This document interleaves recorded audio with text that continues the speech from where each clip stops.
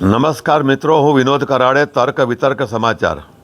મિત્રો, આજે એક એવી ઘટનાની વાત કરવી છે કે જે ઘટનામાં કર્તવ્યનિષ્ઠ નિષ્ઠાવાન પોલીસ કર્મચારીનું મોરલ ડાઉન થાય અને બીજી એક વાત એમાં એવી સાબિત થઈ જાય છે કે આપણી સિસ્ટમ ઉપરથી આવતા કોઈક પ્રેશર દબાણ એની ગુલામ બની જાય છે. એવી આ ઘટના છે.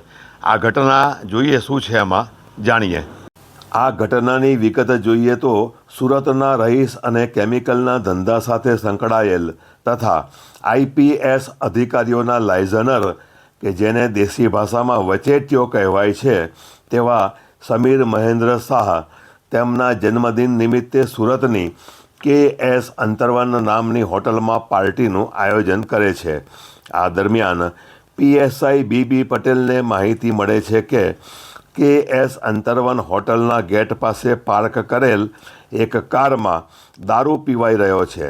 જે માહિતીના આધારે PSI BB પટેલ તે સ્થળે પહોંચી તપાસ કરતા એક કારમાં પાછળની સાઈડ પર થર્મોકોલના એક બોક્સમાં બિયરના ટીન દેખાય છે. જેથી PSI પટેલ તે કારમાં ડ્રાઈવર સીટ પર બેસેલ યુવાનને બહાર નીકળવાનું કહે છે.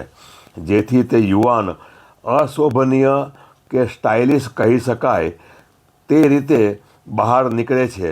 જે સમયે આ ઘટનાનું વિડીયો રેકોર્ડિંગ કરી રહેલ પત્રકાર પર તેની નજર પડતા જ કારમાંથી બહાર નીકળેલ યુવાન તે પત્રકારનો મોબાઈલ છીનવવાનો પ્રયાસ કરે છે.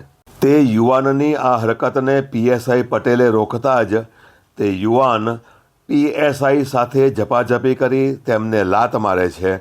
આ દરમિયાન તે યુવાનના પરિવારજનો હોટલની બહાર આવી તે યુવાનને અને PSIને સમજાવવાનો પ્રયાસ કરે છે.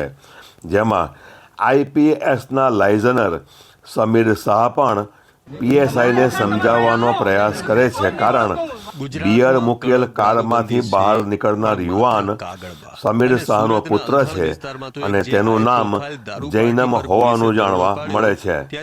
PSI પટેલ કોઈની વાત નહીં માનતા સમીર શાહ કોઈકને ફોન લગાવી PSI BB પટેલને તે ફોન પર રહેલ સામેની વ્યક્તિ સાથે વાત કરવાનું કહે છે. પણ PSI પટેલે તે વ્યક્તિ સાથે વાત નહીં કરી તેમની સાથે ઝપાઝપી કરનાર યુવાન જૈનમને પોલીસની ગાડીમાં બેસાડી અલથાણ પોલીસ સ્ટેશન લઈ જાય છે. જ્યાં તે PSI અને તેમના ઉપરી અધિકારીઓ પર ઉપરથી કોઈકનું દબાણ પ્રેશર આવતા પોલીસ તે યુવાન વિરુદ્ધ કાયદાકીય કાર્યવાહી નહીં કરતા ઝપાઝપી કરનાર યુવાન જૈનમ કોલેજમાં અભ્યાસ કરતો હોય તેનો અભ્યાસ ના બગડે તેવા વાહિયાત કારણને આગળ ધરી માત્ર માફીપત્ર લખાવી તે યુવાન જૈનમ શાહને મુક્ત કરી દે છે.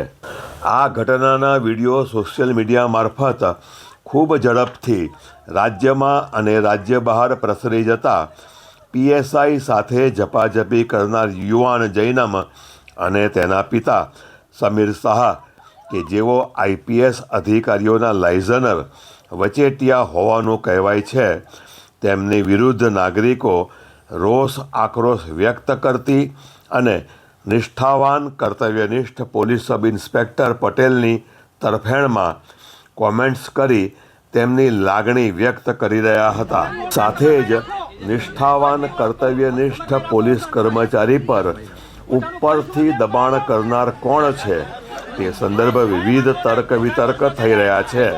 અને PSI સાથે ઝપાઝપી કરનાર છાકટા બનેલ શ્રીમંતના પુત્ર જૈનમને માત્ર માફીપત્ર લખાવી છોડી દેવાતા નિષ્ઠાવાન સ્વાભિમાની પોલીસ કર્મચારીઓનું મોરલ પણ ડાઉન થતાં પોલીસે જ ના છૂટકે બીજા દિવસે છોડી દેવાયેલ યુવાન વિરુદ્ધ માત્ર અટકાયતી પગલાં લઈ છોડી દેવાતા નાગરિકોમાં રોષ આક્રોશ વધુ ભડક્યો હતો અને પ્રમાણિક કર્તવ્યનિષ્ઠ પોલીસ કર્મચારીઓમાં પણ આંતરિક રોષ અસંતોષ વધ્યો હતો.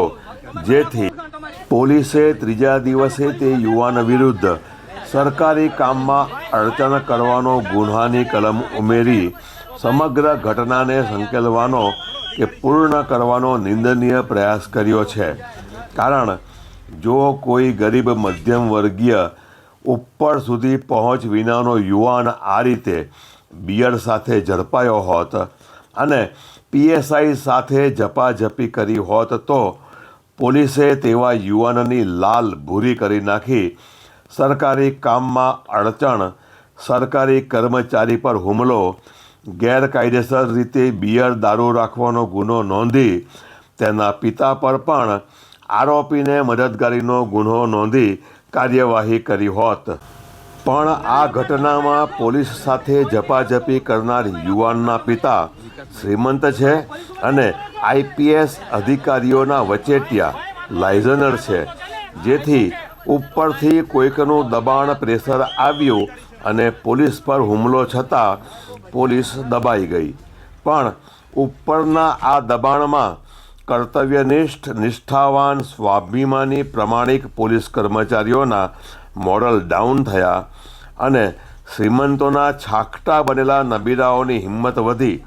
તેમજ નાગરિકોને પણ શ્રીમંતો માટેનો કાયદો અલગ અને ગરીબ મધ્યમ વર્ગીય લાગવગ વિનાના નાગરિકો માટેનો કાયદો અલગ છે તેની જાણ થઈ તે હકીકત છે.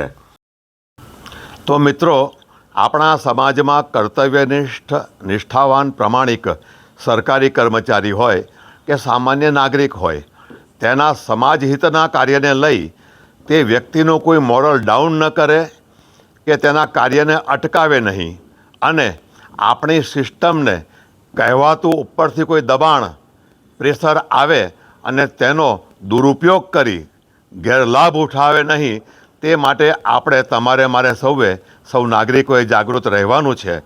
જો આમ નહીં બને તો આપણે આ વેઠવાનું જ રહેશે, તે વાસ્તવિકતા છે.